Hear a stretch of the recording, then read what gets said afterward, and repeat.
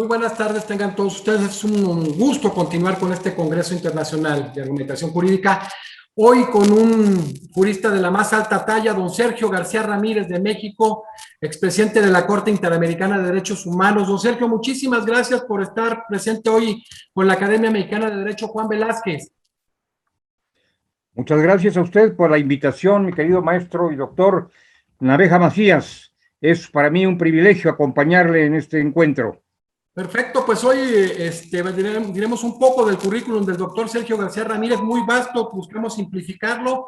Fue presidente de la Corte Interamericana de Derechos Humanos, fue Procurador General de la República en México, fue secretario en la Secretaría de Trabajo y Previsión Social, pertenece a diversas corporaciones académicas y profesionales, entre ellas la Academia Mexicana de Ciencias Penales, la Academia Mexicana de Legislación y Jurisprudencia, correspondiente de la Española, al Instituto Mexicano de Derecho Procesal, al Instituto Iberoamericano de Derecho Procesal, al Seminario de Cultura Mexicana y obviamente orgullosamente miembro honorario de la Academia. Fue presidente fundador del Instituto Nacional de Ciencias Penales y miembro de la Junta de Gobierno de la Universidad Nacional Autónoma de México, del Consejo Consultivo de la Comisión Nacional de Derechos Humanos, del Consejo de la Comisión Nacional de Arbitraje Médico y del Consejo Directivo del Instituto Nacional de Administración Pública. Un sinnúmero de cosas que, si seguimos, pues no terminamos, mi querido doctor Sergio García Ramírez. Hoy con la conferencia El control de convencionalidad, no tan solo un pionero, sino en el sistema interamericano, el creador. Pues adelante, querido doctor Sergio García Ramírez.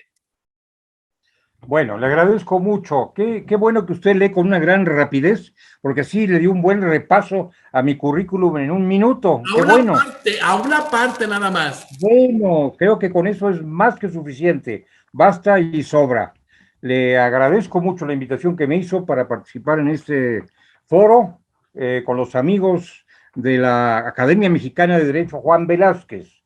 Y también me complace la posibilidad, no sé si remota o próxima, de que mis palabras de saludo lleguen a don Rodolfo Vigo, un amigo entrañable que tanto bien ha hecho a la magistratura y a la cátedra en Argentina y en México. En fin, son muchos los amigos que tengo por conducto suyo, doctor Naveja. Los saludo a todos y me aboco al tema al que usted me hizo el favor de invitarme. Ese tema es control de convencionalidad. Voy a tratar de desarrollarlo de la manera más llana, a mi alcance y con brevedad. Se trata de una figura que está de moda, digamos. Se le menciona constantemente. Se ha incorporado ya en el bagaje terminológico de la judicatura y de la academia. Yo creo que este control de convencionalidad merece la atención que ha recibido, pero no está todavía concluido el estudio del mismo y vale la pena seguir avanzando en definiciones, en caracterizaciones, en reflexiones, hasta acuñar un concepto que sea admisible para todos y que pueda navegar pacíficamente en el mar de nuestra jurisprudencia y de nuestra doctrina. Yo diría que el control de convencionalidad implica una manifestación más, una elocuente manifestación de lo que podemos llamar la vocación transformadora de la jurisprudencia interamericana de derechos humanos. Algunos tratadistas como Armin Bomogdandi se han ocupado y con muy certero pensamiento de la vocación transformadora del constitucionalismo que anidó en México hace ya un buen número de años y que ha transitado por el mundo entero. Yo quisiera agregar a esa vocación transformadora la que tiene también la jurisprudencia de la Corte Interamericana de Derechos Humanos. Vocación para transformar realidades, para tocar realidades e incorporar cambios que sean benéficos para el ser humano. Por lo que toca al control de convencionalidad, me parece que no solo debemos concentrarnos en casos, en una especie de sucesión de casos en los cuales se le menciona, casos resueltos por la Corte Interamericana, que son muy numerosos, sino que vale la pena explorar con una ambición mayor, una ambición académica mayor, las raíces, el sentido, las implicaciones, la inserción del control de convencionalidad en el orden político y jurídico de nuestros países y su incidencia, que va siendo cada vez mayor en el orden internacional y en el orden nacional. Sería muy preocupante que concentrados nada más en algunos aspectos circunstanciales del control de convencionalidad y no en una marcha general de esta institución, perdiéramos de vista cuál es su destino, que debe ser claro, y cuál es o debiera ser su hoja de navegación. Yo tengo para esta charla, mi querido maestro y doctor Naveja, dos referencias que me van a servir como guía conductora. Una de ellas es la alusión al derecho convencional, otra la alusión a la función actual del juzgador. Estamos hablando del control de convencionalidad, por tanto hay que hablar del derecho convencional, me refiero a los derechos humanos. En todo momento me refiero a derecho convencional de los derechos humanos, no a otros órdenes de la convencionalidad. Y estamos hablando también de la forma en que este control de convencionalidad se ejerce por el juzgador. Porque para mi gusto, para mi modo de ver las cosas, el control de convencionalidad es una facultad y una obligación del juzgador, no necesariamente de otros órganos o agentes del Estado.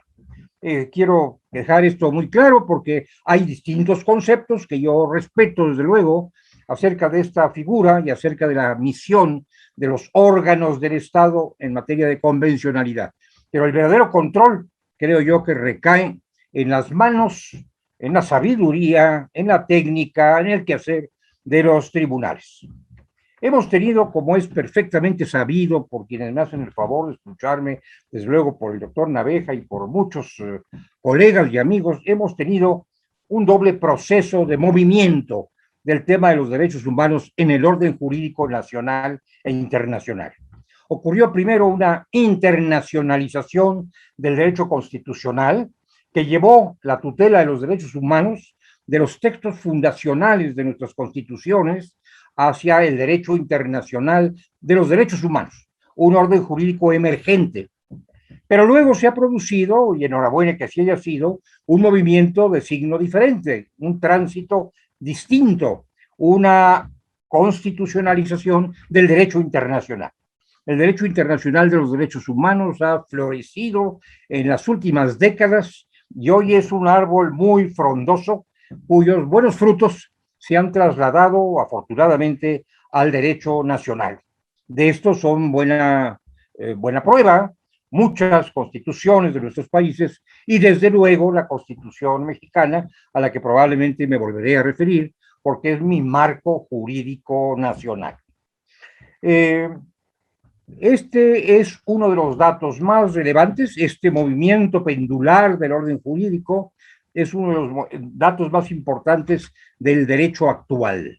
Yo diría que hay que reexaminar todo el orden jurídico y probablemente reescribirlo, y eso está ocurriendo, de hecho, a la luz del derecho internacional de los derechos humanos.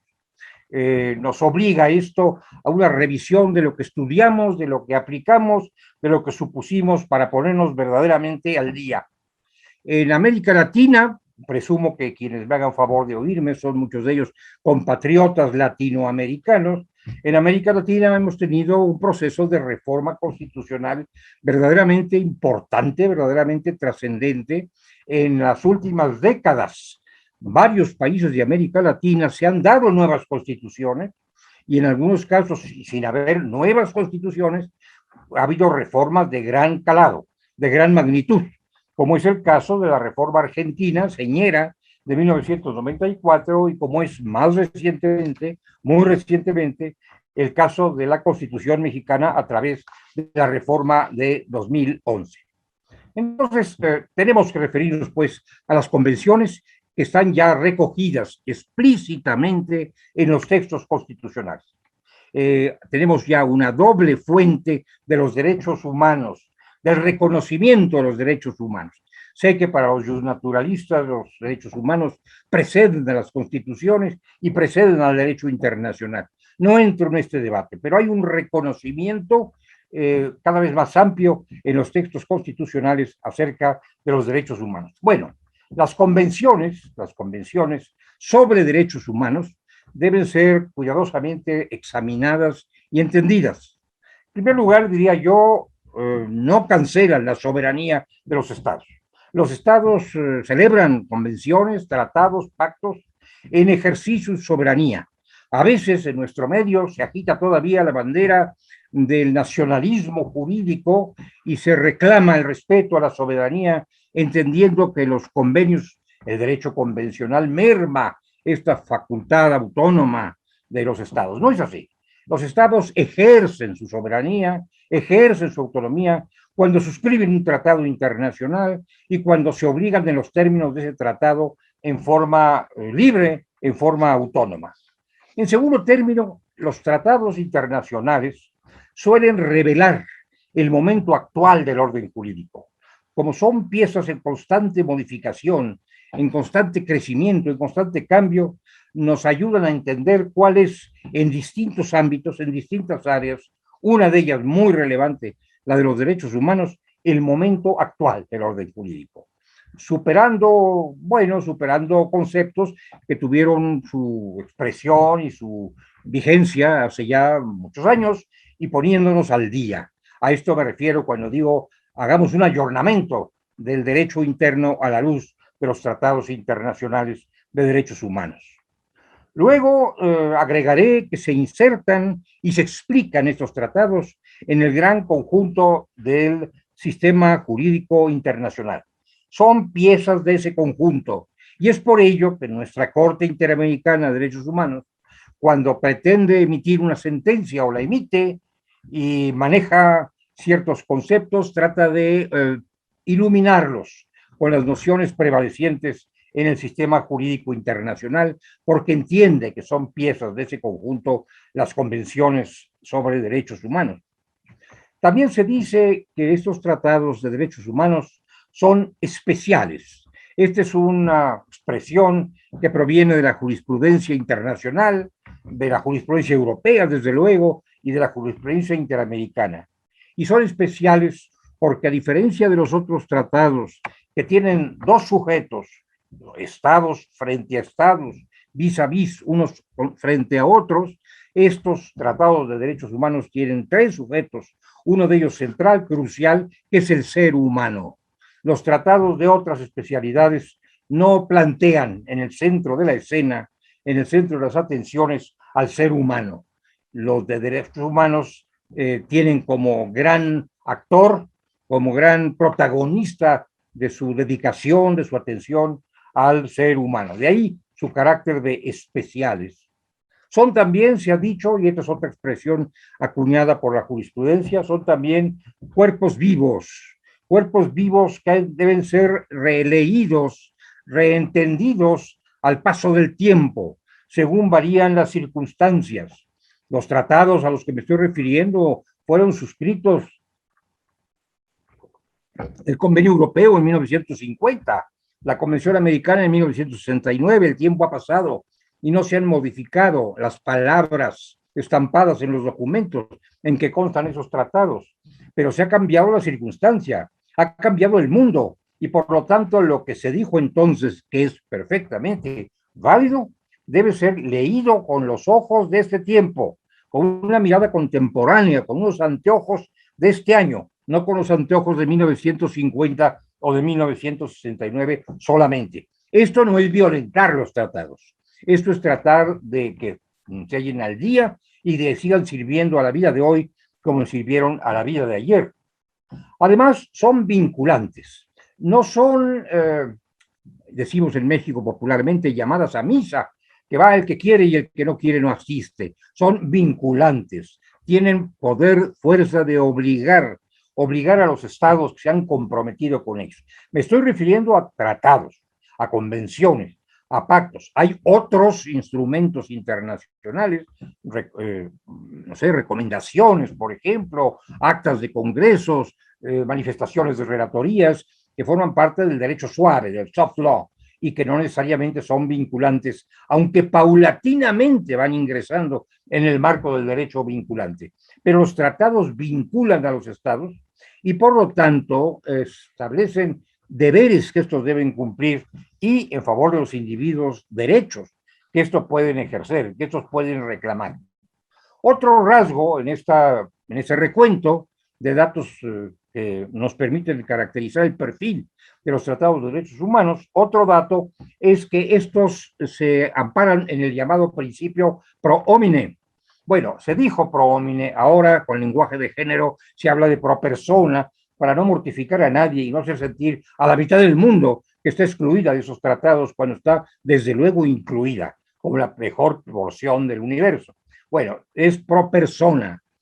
Quiere decir esto, como sabemos bien, que deben ser interpretados de la forma que más beneficie la libertad, que mejor ampare los derechos, que atienda más ampliamente los intereses del ser humano. Otros tratados sobre otras materias se interpretan con criterios o bajo principios distintos. Estos bajo el principio pro persona. También estos tratados internacionales, a diferencia de algunos otros, cuentan con instancias igualmente internacionales, y a veces se dice supranacionales, de tutela, de supervisión, comisiones, comités y desde luego tribunales. En el caso nuestro, un tribunal, la Corte Interamericana de Derechos Humanos. En el de Europa, la Corte Europea. En el de África, la Corte Africana. En fin, lo que quiero destacar es que hay instancias internacionales o supranacionales, no me enredo ahorita en la caracterización de cada uno de estos conceptos. Hay instancias de esa amplitud, de esa enjundia, para supervisar el cumplimiento de los tratados internacionales.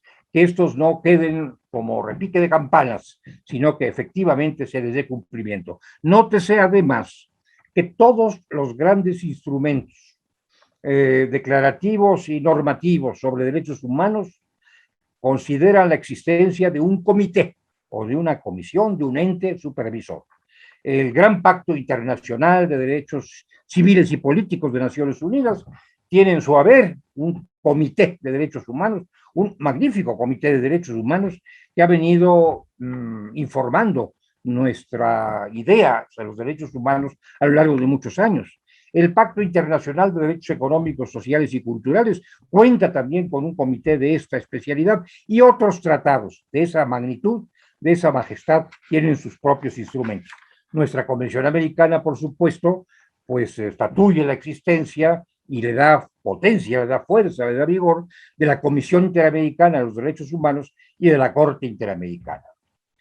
Todos estos tratados de derechos humanos, sobre todo los de carácter general, como la Convención Americana, como el Pacto Internacional de Derechos Civiles y Políticos, imponen a los estados un deber de garantía, es decir, de organización del Estado y de su orden jurídico y administrativo, de manera que garanticen verdaderamente los derechos enunciados en los propios tratados internacionales.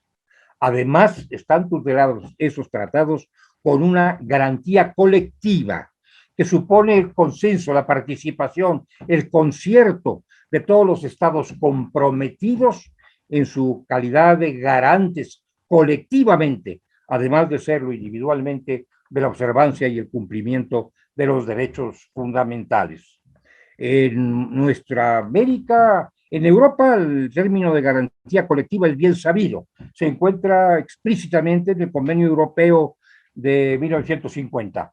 En la Convención Americana no es explícito, se deduce, sin embargo, del aparato de esa convención, y últimamente la Corte Interamericana se ha ocupado de ponderarlo, de destacarlo, de destacar, digo, la enorme importancia que tiene también en América esta garantía colectiva. Ahí está, para los que quieran leerla, la opinión consultiva número 26 de 2020, que tiene que ver con diversos problemas, no quiero distraerlos con estos, pero también allí se pone el acento sobre la existencia y el sentido de esa garantía colectiva de los derechos humanos.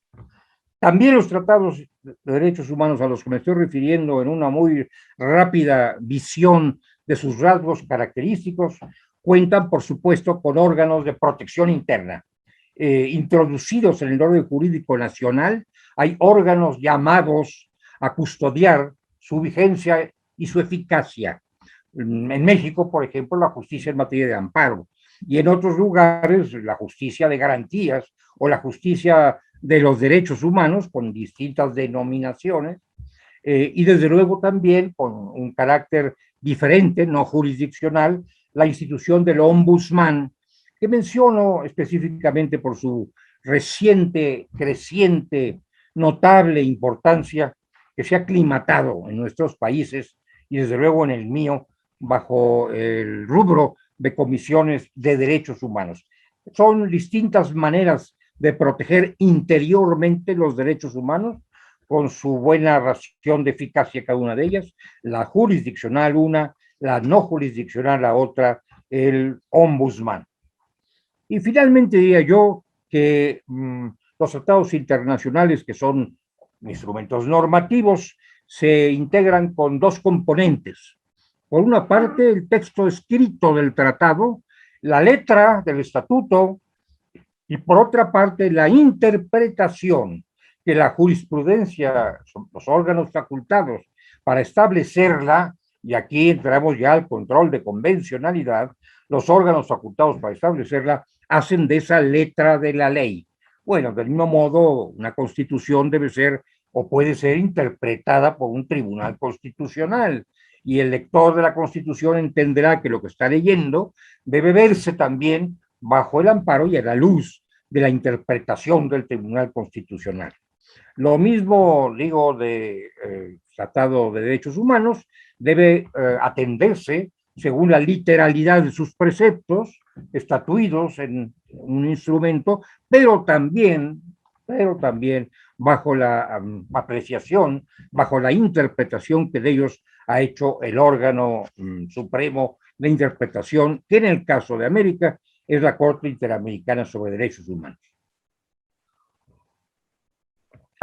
Hasta aquí, amigas y amigos, el aspecto de la convención. Hasta aquí el derecho convencional. Pero dije que habría dos referencias a las que me quería yo asir antes de avanzar hacia el trato propiamente de la control de convencionalidad, en forma específica. Uno, los tratados. Ya hablé de ellos con una velocidad casi como la que utiliza el maestro Naveja cuando... Bueno, no tanta, por supuesto, la que está a mi alcance. Por otra parte, es el juzgador. El juzgador de hoy es indudablemente un poder emergente. El juzgador de hoy se distingue con claridad, creo yo, del juzgador de antaño. Ogallo, el juzgador, tiene verdadera potencia, verdadera fuerza. Ya no es, como dijo Montesquieu, la boca que pronuncia las palabras de la ley. Y no estoy impugnando a Montesquieu. Lo que él dijo tenía absoluta razón, sentido, cuando lo dijo en el siglo XVIII, en que se estaba reivindicando la función de los parlamentos frente a la omnipotencia de los monarcas. Entonces se dijo, bueno, los que dictan las normas son los parlamentos y el juzgador no dicta normas, simplemente es la boca que pronuncia las palabras de la ley emitida por los parlamentos. Pero hoy día las cosas se ven de otra manera, se entienden de otra manera. Ya no es la boca que pronuncia pues las palabras de la ley, ya no es ese órgano menos poderoso, menos temible al que se refirió Alexander Hamilton en los albores del derecho constitucional norteamericano, los padres de la federación. Hoy ha pasado de ser un lector de la ley a ser verdaderamente un creador del derecho. Yo sé que hay mucha discusión, mucho argumento en torno a esta idea de que el juez crea derecho. Bueno, crea sin duda normas jurídicas individualizadas, la sentencia, y esto el propio Kelsen lo ha expuesto con brillo.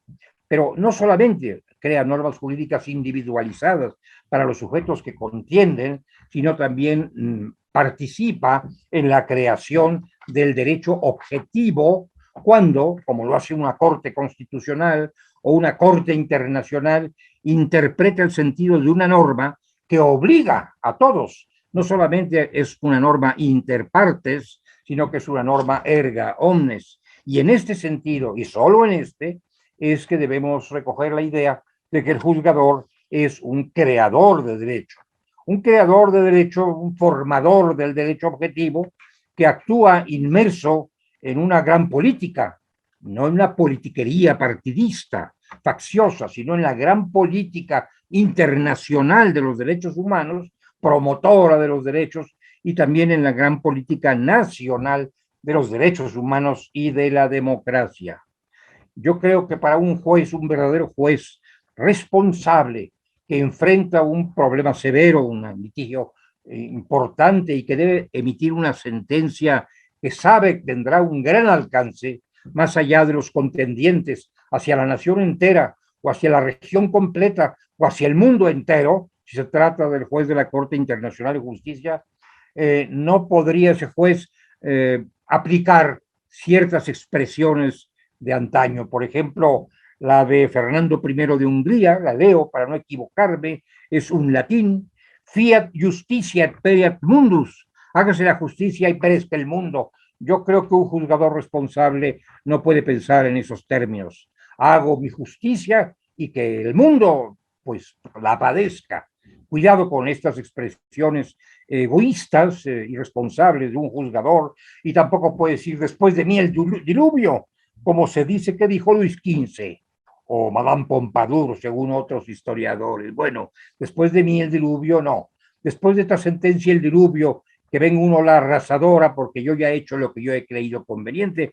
En ese sentido es que yo digo que el juez debe actuar inmerso en la gran política, sobre todo los jueces que lo son de la nación, los jueces constitucionales, los jueces internacionales. En México estamos estrenando, estrenando relativamente, porque ya llevamos cierto número de años en esto, pero estamos estrenando, digo, una nueva etapa de nuestra justicia constitucional. Antaño los jueces constitucionales, los supremos jueces constitucionales, que eran también tribunales de casación, quizás sobre todo de casación, no mellaban tanto, no incidían tanto sobre políticas públicas, sobre el rumbo de la nación. Hoy, y esto lo sabe muy bien el doctor Naveja, lo sabemos los abogados mexicanos, hoy la Suprema Corte de Justicia se pronuncia sobre temas que no solamente conciernen a las partes en pugna, si se trata de un amparo o una autoridad o a un quejoso, sino que interpretan el orden jurídico e inciden en políticas públicas, en grandes políticas públicas, y determinan aspectos esenciales de la vida política, de la vida social, de la vida económica. Esto es un quehacer, no de todos los jueces, pero sí de esos jueces más enjundiosos que tienen en sus manos el destino de la gran justicia constitucional o internacional. También los jueces de ahora son, y en esto se ha insistido mucho por los estudiosos, por los doctrinarios, son garantes de los derechos humanos. Un juez está llamado a garantizar en su foro, en su tribunal, en sus causas, en sus pronunciamientos, los derechos humanos. No puede ignorar este dato, debe estar atento a él y por lo tanto debe actuar como un juzgador de derechos humanos, aunque el tema que tenga ante sí no necesariamente sea un conflicto de violación de derechos humanos. Pero no debe perder de vista el signo de los derechos humanos, que debe amparar por igual a todas las partes en la contienda y el desarrollo mismo del juicio. Bien, este gran derecho internacional de los derechos humanos se ha incorporado, amigas y amigos, en nuestro orden jurídico interno a través de lo que yo llamaría o he llamado puentes. Los puentes para que por ellos transite el derecho internacional de los derechos humanos, eventualmente de otros derechos, pero en fin, yo hablo de los derechos humanos hacia el orden jurídico interno, superando aquella antinomia, aquella querella entre la prevalencia de un derecho u otro, el orden internacional o el orden constitucional, para que no haya este tipo de antinomias que al que mellan finalmente es al ser humano. Es conveniente tender puentes de acceso del órbito internacional al nacional. Puentes que son, en primer término, el constitucional. Recoger, ya lo dije, en la Constitución, el orden jurídico internacional, admitiéndolo expresamente. Así lo han hecho las constituciones, muchas constituciones de América Latina. La mía, por ejemplo, la mexicana, que antes era muy ahorrativa en palabras acerca del orden jurídico internacional, un artículo, el 133, se refería a los tratados, ahora es exuberante en materia de derecho internacional, de tratados internacionales, exuberante por la importancia, no por el número de palabras, por la importancia de los conceptos. El artículo primero de la Constitución mexicana, remozado en 2011, establece una doble fuente de los derechos humanos. La nacional, nuestra mejor tradición liberal y democrática, y la internacional que proviene de los tratados. Un segundo puente es el puente legal. Para el régimen interno, la Constitución requiere, su aplicación requiere de leyes orgánicas, de leyes reglamentarias, de leyes que detallen sus términos. Pues otro tanto ocurre a propósito de los tratados internacionales. Se requieren leyes internas que prevean la existencia de los tratados, por supuesto, al amparo de la Constitución, y que digan de qué forma van a ser cumplidos, de qué forma van a ser recogidas las sentencias o las disposiciones de los tratados internacionales en las relaciones jurídicas concretas. Un tercer puente es el político que hoy se refugia en las llamadas políticas públicas, que constan en distintos documentos, a veces son documentos programáticos de carácter administrativo, política pública sobre mujer, política pública sobre derechos de los niños, política pública sobre educación o sobre salud. Todas estas políticas públicas, si ustedes ven los documentos correspondientes, están permeadas por los derechos humanos. A veces recogen literalmente estos documentos las expresiones del derecho internacional de los derechos humanos y de sus adecuaciones jurisprudenciales. Y finalmente, un puente, bueno, puede haber muchos más, pero finalmente para los efectos de esta charla, un puente jurisdiccional. Un puente jurisdiccional que ahora nos interesa vivamente por estar hablando del control de convencionalidad. Es la recepción por parte de los tribunales internos, domésticos, municipales también se dice, de las normas internacionales y su aplicación en la solución de disputas, en la emisión de sentencias. Especialmente, diría yo, la recepción por parte de los altos tribunales, de las altas cortes, que se suele decir. De nueva cuenta, las cortes constitucionales, las altas cortes administrativas y otros órganos de suprema jerarquía. La forma en que estos tribunales, altos tribunales, recogen el derecho internacional, permea luego, influye luego en la recepción también del derecho internacional por parte de otros tribunales, por tribunales de otros grados. Aquí se practica un diálogo jurisprudencial, yo le llamo más bien jurisdiccional, porque no son las jurisprudencias las que dialogan, son las jurisdicciones las que se comunican y dialogan. Un diálogo jurisdiccional que tampoco es simplemente reunirse socialmente los juzgadores o un ejercicio de erudición que demuestre que el juez conoce la jurisprudencia internacional, sino que es la adopción en común de criterios compartidos, que llegan a ser compartidos para construir con esa adopción en común de criterios un derecho común también, el que también se suele llamar el jus comune, el derecho común internacional. No es algo que solamente sirva para acreditar la erudición de los jueces, sino para establecer un nuevo orden jurisdiccional. Bueno, yo ahora paso también en forma muy somera a referirme, habida cuenta ya de que hemos charlado sobre convenciones, control de convencionalidad, es decir, recepción de convenciones, control judicial de convencionalidad, es decir, canal judicial para recibir estas convenciones. Ahora paso a referirme a la figura llamada control de convencionalidad, su aparición en el escenario y sus desarrollos e implicaciones. Algunos amigos bondadosos se han referido a mi propio trabajo como doctrinario, como jurista, a propósito del control de convencionalidad.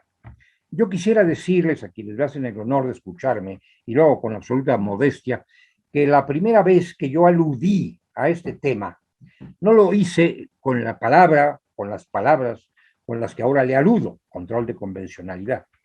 Allá en el año 2001, en un remoto 11 de septiembre de 2001, en la presentación de un libro sobre derecho procesal constitucional, dije yo que al lado del control de constitucionalidad propiamente que se estaba ejerciendo, y estaba yo aludiendo entonces al amparo mexicano, había otra forma de control de la que debíamos tomar nota y de la cual teníamos que aplicar con cuidado.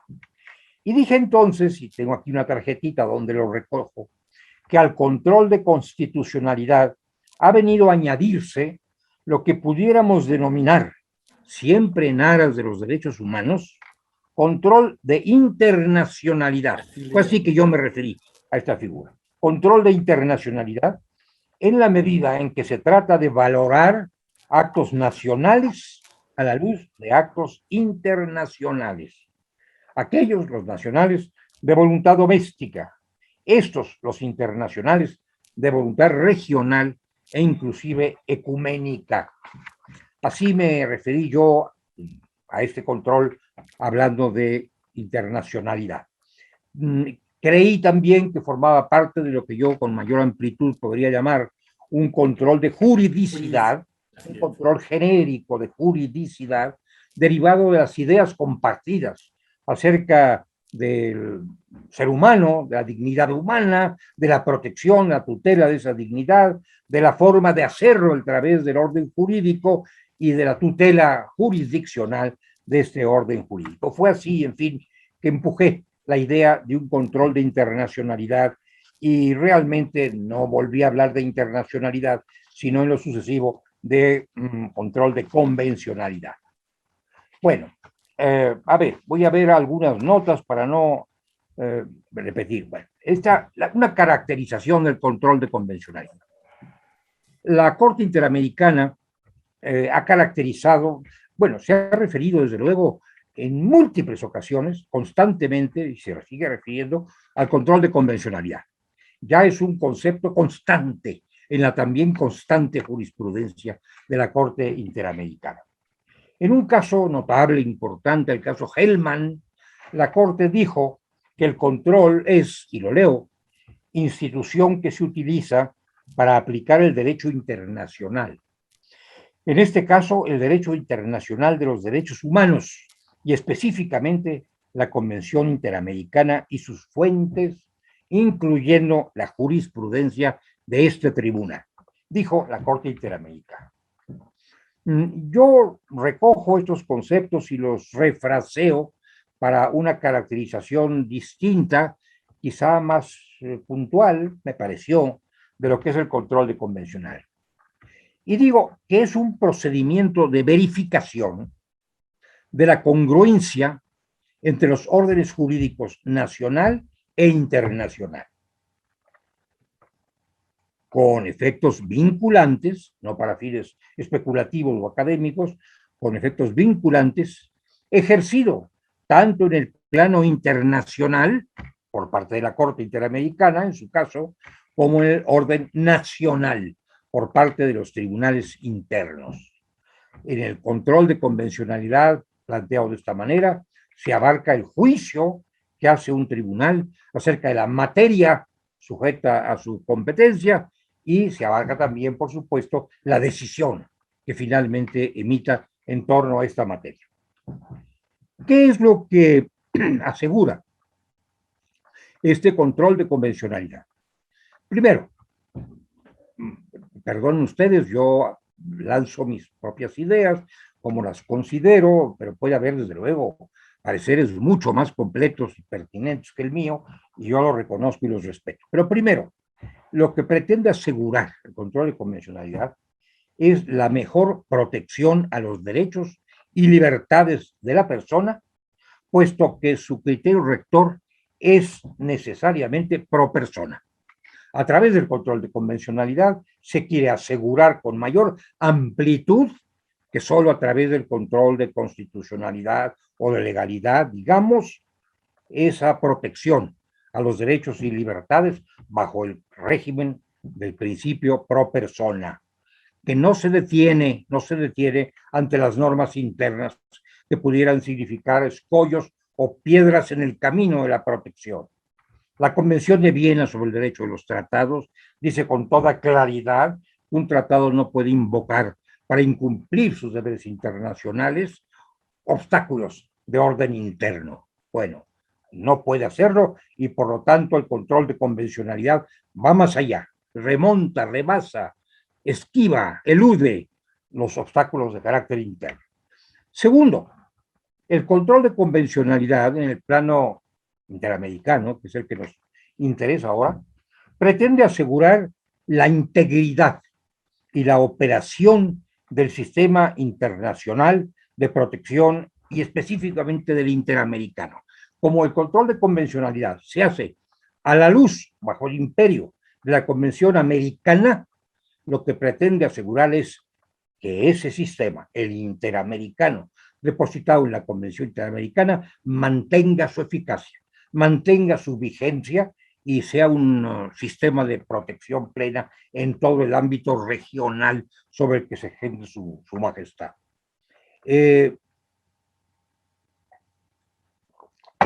Puede haber casos muy expresivos acerca de la vigencia de este control de convencionalidad, como cuando hace algunos años la Corte Suprema de Argentina, por ejemplo, una corte que yo aprecio mucho, una corte muy respetable, difirió de un criterio establecido por la Corte Interamericana en materia de prescripción de la facultad persecutoria de delitos, el caso que se llamó en el sistema interamericano caso Bulacio y en el sistema argentino el caso Espósito, difirió el criterio de la Corte Interamericana, pero acató el criterio de la Corte Interamericana en aras de preservar la integridad, la majestad, la fortaleza del sistema interamericano.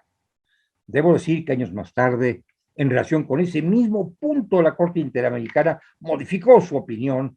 Yo creo que tenía razón la Corte Argentina y enhorabuena que con una reflexión más acuciosa, la Corte Interamericana haya podido hacer algún ajuste y emitir una jurisprudencia distinta de la que originalmente había sustentado. Pero en fin, no pretendo analizar el punto específico, sino hacer mérito de esta posición de un tribunal, un alto tribunal americano, frente al sistema que quiso preservar y proteger, a pesar de que difería en algún punto de los criterios de la Corte Interamericana. Y en tercer término, se pretende asegurar la elaboración de este anhelado jus comune, un corpus juris americano que verdaderamente abarque a todos los estados de la región, que verdaderamente represente el germen, el corazón de un jus comune con eficacia y con congruencia aceptables para todos los estados de América. Esto es algo que también se pretende, por supuesto, a través del control de convencionalidad. Y creo yo, amigas y amigos, que esto último, lo que acabo de mencionar, esta elaboración del corpus juris y del jus comune, debe ser cuidadosamente ponderado frente a otros regímenes de control muy nobles, muy importantes, que no necesariamente absorben el control de convencionalidad. Por ejemplo, el control de constitucionalidad. El control de constitucionalidad es un mecanismo interno que quiere acomodar, y enhorabuena que así sea, los actos domésticos a la Constitución Nacional. Tenemos una Constitución Nacional, hay que ajustar a ella todo lo que ocurra en una cierta jurisdicción igualmente nacional. Esa es la encomienda, ese es el motivo, la razón de ser, el objetivo, el destino del control de constitucionalidad. El control de convencionalidad no pretende eso, no pretende ajustar la conducta, los actos de los estados a la constitución de los estados, sino a la convención, al régimen internacional. Entonces, son dos controles muy parecidos, yo diría fraternos, hermanos, aledaños, pero no se confunden, son distintos, sus objetivos son diferentes y hay que tomarlo en cuenta cuando se pretende ejercer el control de convencionalidad. Bueno, vamos a ver. La idea del control de convencionalidad, voy a saltarme algunas notas porque no quiero abrumarles. La idea del control de convencionalidad y su desarrollo ha sido ampliamente abordada por la doctrina, sobre todo la española, la latinoamericana y dentro de ella, desde luego, la mexicana. Hay toda una doctrina argentina acerca del control de convencionalidad muy, muy respetable, ¿no? Y también hay muchos tratadistas mexicanos que se ocupan de eso. La primera vez que se aludió al control de convencionalidad, digo yo y lo subrayo, que el control de convencionalidad es una figura oriunda de la doctrina de la Corte Interamericana de Derechos Humanos, y no digo que antes no se hiciera control de convencionalidad, obviamente se hacía control de convencionalidad, lo hacía la Corte Interamericana misma, o lo hace la Corte Europea, o lo hace la Corte Africana, por supuesto que hacen control de convencionalidad, pero la doctrina del control de convencionalidad sí nace de la reflexión en el seno de la Corte Interamericana de los Derechos Humanos. La primera vez que se habló de ella fue en votos particulares de un caso de Guatemala, el caso Mac Chan, del año 2003, va a cumplir 20 años. En ese momento, el autor de ese voto particular, ¿verdad? Se refirió a un control de convencionalidad. Don Sergio. Pero no hubo un desarrollo de la doctrina, simplemente nos referimos, o me referí, pues, al control de convencionalidad. Luego vino otro caso importante, el caso Tibi, un caso de 2004, en el cual volví a referirme al control de convencionalidad e hice en ese momento una especie de cotejo, de comparación entre el control de constitucionalidad y el control de convencionalidad, destacando sus aspectos comunes, sus aspectos compartidos, pero también sus diferencias. Algún tiempo después, en el 2006, es decir, 3 años después de Mac Chan y 2 años después de Tibi, vino un caso señero, un caso fundamental de la Corte Interamericana, un caso de Chile, el caso Almonacid. Ahí la Corte Interamericana recogió e hizo suya el Pleno esta idea e inició su gran desligado, el tratado, un aburro con una lectura prolija, no son unos cuantos renglones. Al estar obligado el Estado internacional, el Poder Judicial, por favor, voy subrayando conceptos, el Poder Judicial debe ejercer una especie de control de convencionalidad, con qué cautela, con qué recato, una especie de control de convencionalidad, la expresión todavía no estaba acreditada, así es, entre las normas jurídicas internas que aplican en los casos concretos y la Convención Americana sobre Derechos Humanos. Este ejercicio de verificación de conformidad. En esta tarea, sigue diciendo la Corte Interamericana, el Poder Judicial, ojo, el Poder Judicial debe tener en cuenta no solamente el tratado, sino también la interpretación que del mismo ha hecho la Corte Interamericana, intérprete última de la Convención Americana. Hasta ahí el caso Almonacid, pero ya estaba en la mesa el control de convencionalidad. Aunque fuera con esa expresión discreta, reticente, tímida todavía, una especie de control de convencionalidad. Vinculante. Sí. Bueno, no estaba acreditado el término. Nunca se hubiera dicho una especie de control de constitucionalidad, que es un término cuñado. Bueno, pasemos a otra sentencia, muy poco tiempo después, meses después en realidad, casi días. La sentencia de trabajadores cesados del Congreso, se conoce muy bien, más una vez, de 2006. En esa sentencia, la Corte Interamericana afinó, si cabe la expresión, su criterio e introdujo algunos elementos relevantes que informarían el desarrollo posterior de la materia. Dijo, el control debe ejercerse de oficio, es decir, motu propio, no a instancia, no necesariamente por instancia de las partes, que obviamente pueden instar, pero los jueces deben hacerlo motu propio, enlazado con la facultad Jura Novit Curia, que es una facultad que ha utilizado con constancia la Corte Interamericana. Bueno, tenemos ya una obligación para los tribunales. Segundo, dijo, el control debe ejercerse por los juzgadores, evidentemente, subrayo el adverbio, evidentemente, le pareció evidente a la Corte Interamericana, es decir, obvio, necesario, en el marco de sus respectivas competencias. Ojo, competencia. Y de las regulaciones procesales correspondientes. Esto quiere decir que debe haber una atribución de competencia para hacer el control y un procedimiento para que se desenvuelva esa competencia y se lleve adelante el control hasta sus últimas consecuencias. Esto debe ser observado, me parece, porque implica un quehacer legislativo. Es garantía de un individuo que la competencia provenga de la ley y no del arbitrio del juzgador. No, motu propio el juzgador se atribuye competencia. No, es garantía del justiciable que esa competencia esté preestablecida a su causa, que sea clara y suficiente y que el juzgador la ejerza.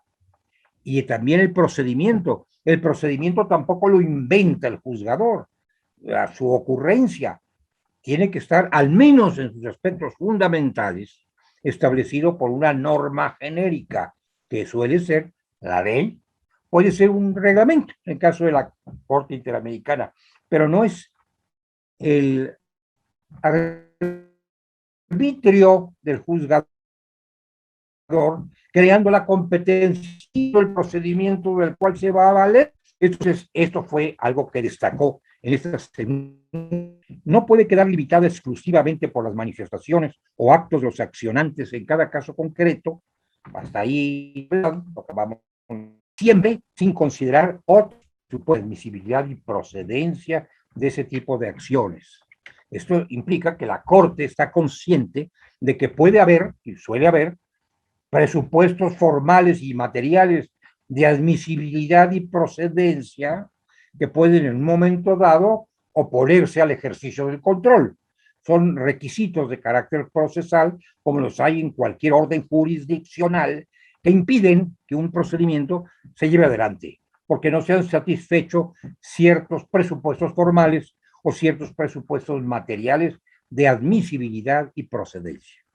Esto, a lo que me estoy refiriendo en este momento, admisibilidad y procedencia, hasta donde llega mi conocimiento, no ha sido materia de gran desarrollo por parte del Tribunal Interamericano o por parte de la doctrina. Pero ahí está. Estas son las aportaciones de trabajadores cesados. Bueno, no podemos ir, ni lo pretendo, sentencia por sentencia, viendo lo que agregó cada sentencia. Vamos a ver los grandes hitos. Primero, Almonacid. Poder judicial ejerce el control. Es el contralor, el Poder Judicial. Así es. Hellman, de 2011. 24. El control, se dijo en ese caso, es función y tarea de cualquier autoridad pública y no solo del Poder Judicial. Cabrera Montiel, de 2010. Bueno, debía haber mencionado primero Cabrera Montiel, de 2010.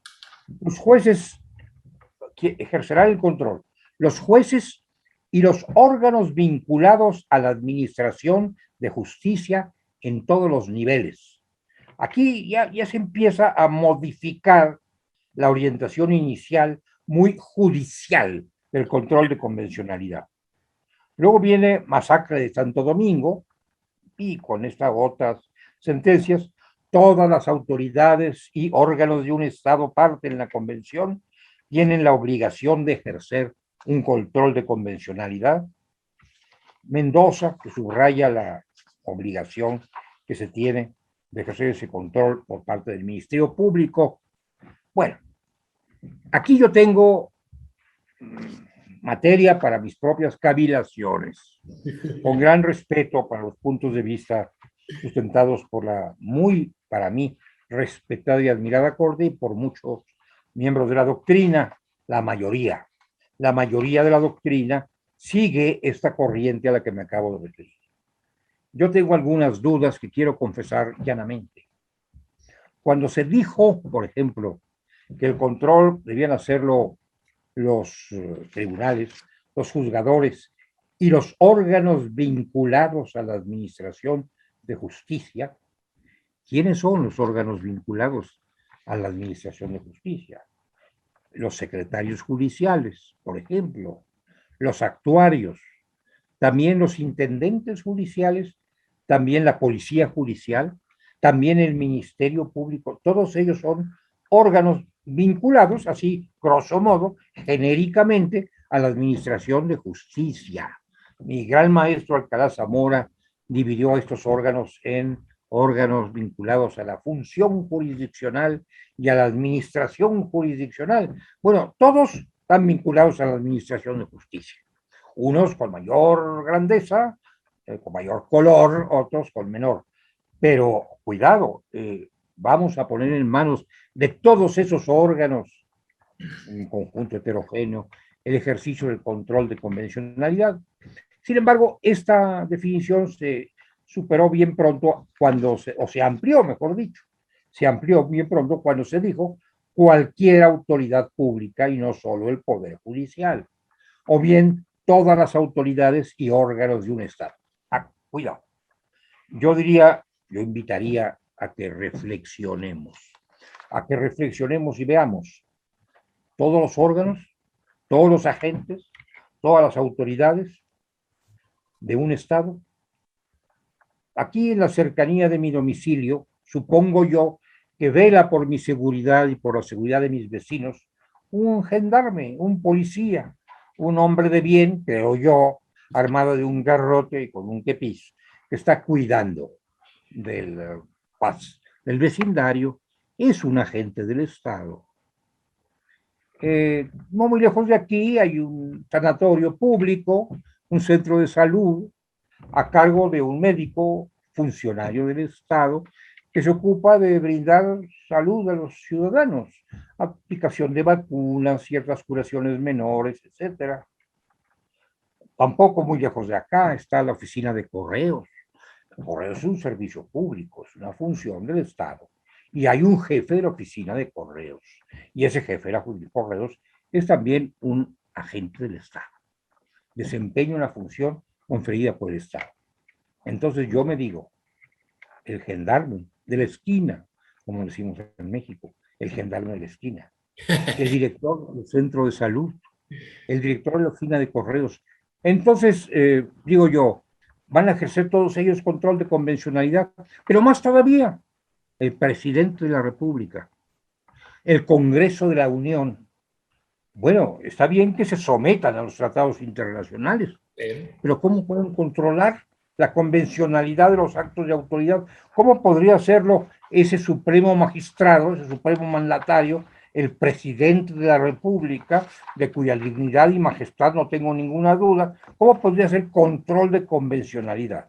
Subordinación a la Constitución, sin duda, pero control de convencionalidad, expulsando normas, si es un demócrata, si es un hombre obediente a la ley, expulsando normas, inaplicando normas, ejerciendo un juicio propio para ver qué cosa es lo que está conforme con la convención y qué no. Esto me parece extraordinariamente peligroso.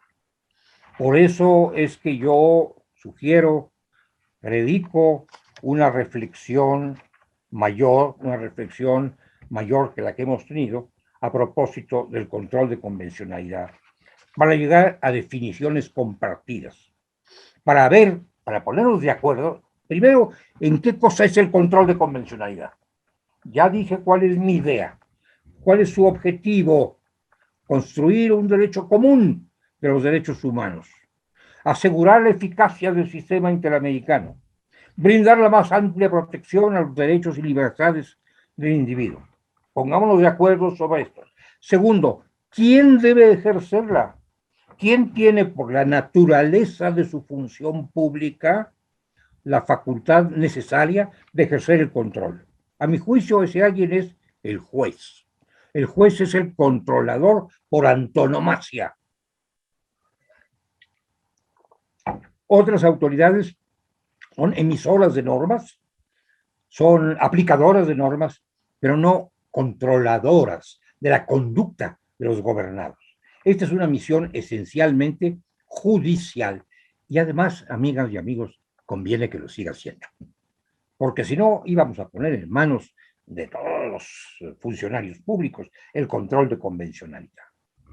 Y esto estableciendo competencias y estableciendo procedimientos. Tampoco todos los jueces. En algunos países puede que el número de jueces sea muy reducido y bien, enhorabuena, pero en otros, por ejemplo, en mi México, el número de jueces es varias veces, iba a decir millonario, pero no millonario, pero sí de milenios, de miles y miles y miles de juzgadores, desde los más modestos, jueces cívicos, jueces municipales, jueces de paz, hasta los más encumbrados, ministros de la Suprema Corte. Son miles y miles y miles. Todos, yo diría que hay que ver cómo organizamos el sistema de competencia para que unos jueces sean competentes y establecer un procedimiento que podría correr en paralelo al juicio de amparo, y de hecho así se piensa hoy que está ocurriendo, en paralelo al juicio de amparo o dentro del juicio de amparo. Pero ya destaqué que en mi concepto el objetivo no es el mismo. Se pueden parecer muchísimo, pero el objetivo no es el mismo. Uno es la defensa de la Constitución y el otro es la defensa de la Convención. Uno es el imperio constitucional del propio del Estado de Derecho y otro es la edificación de un jus comune regional o universal. Son objetivos diferentes, pueden alcanzarse juntos, tal vez sí, pero vale la pena que lo definan. Y luego, ¿cuáles son las consecuencias jurídicas del control de convencionalidad? Que le enmienda la plana al acto controlado o al órgano controlado por parte del órgano controlante, le enmienda la plana. Entonces, ¿qué va a ocurrir con la norma controlada adversa a la convención? Va a desaparecer, se va a modificar, va a ser excluida, no se va a aplicar. Bueno, uno puede llegar a distintas conclusiones, pero conviene que esas conclusiones sean compartidas, que todos tengamos esas mismas conclusiones para que sepamos, en bien de la seguridad y de la justicia, a qué atenernos. Todo esto es materia, creo yo, de una necesaria deliberación adicional acerca del control de convencionalidad. Yo estoy seguro de que muchos de los amigos y amigas que me hacen el favor de escucharme, que son estudiosos y tratadistas del control de convencionalidad, como lo es el doctor Naveja, pues no dejarán caer el saco roto esas reflexiones de un modesto colega, figura, y seguramente en próximos esfuerzos doctrinales podrán responder a todas estas preguntas que por lo pronto dejo yo en el tintero o en la nube, porque yo no sé a dónde va a dar todo lo que estamos diciendo. Se dice que va a dar una nube, bueno, lo dejo en la nube para que lo baje de la nube quien quiera con un pararrayos probablemente que pite la nube para que desciendan estos conceptos y puedan ser objeto de mayores y mejores desarrollos. Con esto, amigas y amigos. Doctor García Ramírez, no quiero dejar ir este espacio. En algunas charlas de sobremesa ya había abordado usted, por ahí estábamos una vez Gerardo de todo, su servidor y yo, este tema de cuando estaba usted acuñando, porque quién lo acuña, quién lo genera en el sistema interamericano, ese Mac-Chan de 2003 contra Guatemala, el caso Tibi contra Ecuador de 2004, no sé si en el Vargas Areco de Paraguay en 2005, genera usted todo este movimiento, todo este concepto, y hablaba de denominarlo la duda de internacionalidad o de juridicidad. Usted ya concebía, doctor, usted que es un estudioso del tema, más capaz en el tema, yo sé que es muy humilde no decir, que es quizás haber buscado el tema de control de juridicidad hubiera implicado delimitar la facultad del juzgador para conocer, que no hubiera pasado sobre todo lo que sucedió en el caso Hellman del 24 de febrero del año 2011, que se extiende a todas las autoridades públicas. Yo desde el principio, mi querido maestro y amigo, desde el principio entendí más o menos cuáles podrían ser los linderos, los rasgos esenciales de un control de convencionalidad en sede judicial. Y siempre le llamé control judicial de convencionalidad. No me fui por el camino de que otros órganos llevaran adelante el control de convencionalidad. Esta fue la idea nuclear del sistema. Eso es lo que está en Almonacid. Este es el gran arranque del control de convencionalidad. Yo lo entendí de esa manera y lo seguí entendiendo de esa manera en mis posteriores votos razonados, votos separados, que no eran discrepantes, eran razonados. Y así lo expuse en algunos cursillos ya en nuestro país. Estas sentencias que consideramos, y que sobre todo usted, que acuñó ese concepto, hitos, por ejemplo, donde ya plenariamente o se concibe pretorianamente el control de convencionalidad en esa primera sentencia contra el Estado chileno, Almonacid Arellano, y luego la siguiente sentencia, trabajadores cesados del Congreso contra Perú, que fueron unos cuantos meses, si no me equivoco, de septiembre a noviembre de 2006. Sí, hasta ahí se embarca la evolución y viene quizás para usted, doctor, una involución en el caso Cabrera Montiel, como se plantea. Bueno, yo no le diría que sea una involución, porque eso sería impugnar ideas muy respetables de muy respetados colegas. Okay. Los dejo a salvo, desde luego. Muy respetuoso, pero bueno, su concepción. Mi reflexión. No, sino una evolución diferente, un modo distinto de entender las cosas. Y yo hago notar, las instituciones tienen su propia vida, tienen su propio génesis, pero tienen también su propia fisiología y se van modificando. Nuestro juicio de amparo también ha sufrido modificaciones importantes al cabo de los siglos, ¿verdad? Entonces es perfectamente válido, perfectamente válido. Pero creo yo que nos hemos apartado de la idea original y ese apartamiento pudiera no ser afortunado, pudiera no ser afortunado. Lo pongo de esa manera. No me amarro, no me ato totalmente a mi concepto original, pero llamo la atención sobre los problemas que puede haber, sobre las desviaciones en que se puede caer quebrantando el control de convencionalidad, convirtiéndolo en un factor no de orden, sino de desorden. Mire, maestro, si hacen control de convencionalidad todos los órganos o todos los agentes del Estado, el desorden es catastrófico. Cada quien va a interpretar a su manera las convenciones, nadie las conoce, bien a bien nadie las conoce. Son contados los conocedores de las convenciones que se supone se van a aplicar. Pero si podemos poner en manos ad libitum de quien sea, del gendarme, del director de correo, del director de oficina, bueno, de todo lo que puse yo como ejemplo y mil más, el control de convencional, aquello puede ser un verdadero caos. Y una figura nativa del orden puede convertirse en una figura productora del desorden. Exacto. Ojo, yo llamo la atención simplemente, ojo con esto, porque podemos llegar a conclusiones que no sean afortunadas. Esa mirada contemporánea que aborda el doctor García Ramírez, quizás hablando un poco de autonomía procesal constitucional delegada en este proceso de creación de normas, cuando llega usted, doctor, y concibe esta idea, independientemente del nombre, y que busca precisamente el establecer el orden, honestamente, ¿pensó que en algún momento, por la composición del Tribunal Supranacional, podía cambiar el rumbo, como sucedió al final con estas sentencias? Porque, bueno, ya marca usted este hito famoso, importantísimo, de la tercera sentencia, ese Cabrera Montiel, luego la Hellman, luego quizás la Tala Rifo y Niñas, y la que dijo usted, masacre de Santo Domingo contra Colombia. Pero, ¿usted ya pensaba que podría haber alguna interpretación diferente para ser respetuosos?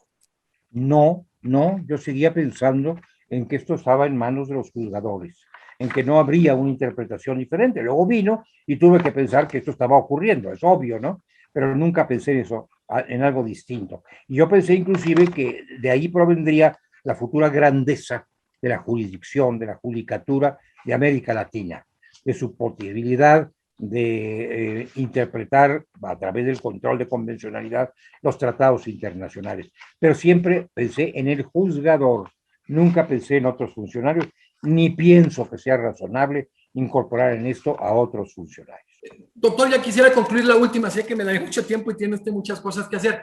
No, dime. Hablamos de las constituciones en América Latina. Usted ya habló de la Constitución señera esta de 1853 de Argentina, 1860, que en su artículo 75 especifica los tratados internacionales que se encuentran a nivel de la misma Constitución.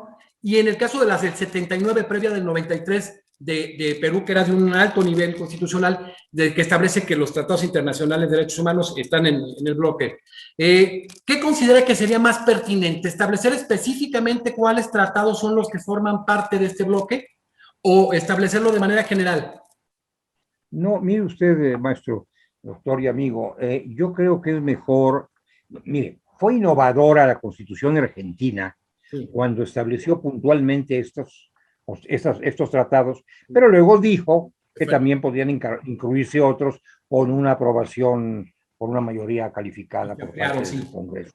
Pero la producción de tratados internacionales es muy amplia, pero además hay otra cosa, hay algunos tratados internacionales que contienen derechos humanos, pero no son de derechos humanos.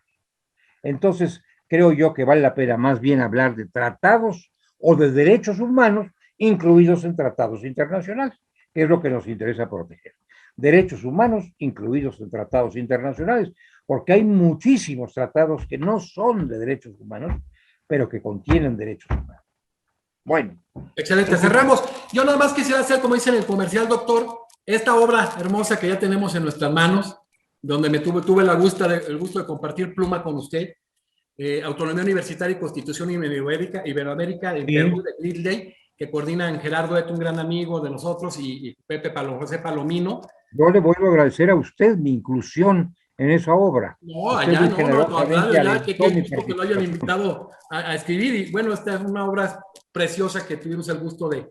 Es un bello libro, es un estupendo. Gracias, doctor, y cerrar, ¿no? De que qué bueno, que siempre la humildad que siempre le ha caracterizado, cómo se le quiere en la academia, cómo se le quiere en toda América Latina, me ha tocado donde quiera, me debe un prólogo, y pues lo llenamos de prólogos. Bueno es tener buenos amigos que no se fijen mucho en mis múltiples faltas. No, lo que usted ha hecho en el sistema interamericano es impresionante, y bueno, ahora que hable del doctor Rodolfo Vigo, al cual le tengo mucho cariño, y usted también, y él le aprecia mucho, pues él marca pues un hombre tan importante. Muchísimas gracias, querido doctor Sergio García Ramírez. Haberlo tenido en la academia es un verdadero gusto, un lujo, sabe que se le quiere mucho en la academia, se le pusieron un miembro honorario desde su génesis. Pues hoy lo despedimos y agradeciendo de antemano todas las bondades que ha dado, todas las facilidades que ha dado para participar con nuestra academia. No tiene nada que agradecer, soy más bien yo quien expresa gratitud a usted, a los miembros de esta academia, Juan Velázquez, y a cuantos me hagan el favor de tolerarme. Muchas gracias. Gracias, y bueno, lo cerramos después de que varios magistrados y jueces constitucionales han participado. Toca la participación del doctor Sergio García Ramírez, expresidente de la Corte Interamericana de Derechos Humanos, con el tema del control de convencionalidad. ¿Quién mejor para conocerlo con él? Es el padre del concepto. Yo sé que no le gusta, pero es el generador del concepto. Muchas gracias, doctor Sergio García Ramírez. No es que no me guste, es que soy consciente de que las paternidades son muy comprometedoras. Muchísimas gracias. Un abrazo para todos.